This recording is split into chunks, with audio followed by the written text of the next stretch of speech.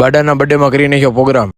જય દ્વારકાધીશ, કેમ છો બધે? મોજમાં ને? હું ભરતમાં ગોપાલ આવતા પાણીપુરી ખાવા. તમારે પાણીપુરી વધી ગઈ તો હજમ તો કરવી ને, એટલે ફ્રીજ સાફ કરી નાખ્યા. તો આખો ગલ્લો એટો છે નવો બનાવવાનો છે. અત્યારે હાલે ફર્નિચર નું કામ, ગલ્લાનું બધું કામકાજ બતાવીને આવતા રહ્યા લુડો રૂમમાં. એટલામાં બાડો આવી ગયો. બાડાનો જે બર્થડે હતો એટલે પાર્ટી ક્યાં રાખવાની બધી નક્કી કરતા હતા. નીતિ અને ટેણી ભાઈ હોટલે મોડા પહોંચ્યા. એ ખુશીમાં ભરતમાં આરતી ઉતારી નાખી.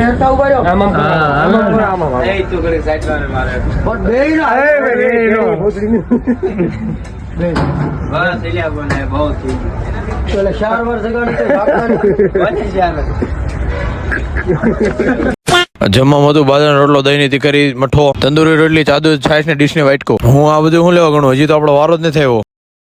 ભાણાને અને શાક રોટલી એક બાજુ, સીધો મઠો ઉપાડ્યો. એટલામાં ભાઈ માલ લઈને આવી ગયા. નાની ઉંમરમાં મોટા વેપારી, ઈસ્ટેમ વાળું કરવાનું. ખાઈ પીને કમ્પ્લીટ બહાર આવીને જોયું કે તો આ લુડો હાલતો હતો. માજાને સિગરેટ નો માલ ગોઠવી દીધો ને ટેણી ઉભો રહીને મારી સામું જોતો હતો.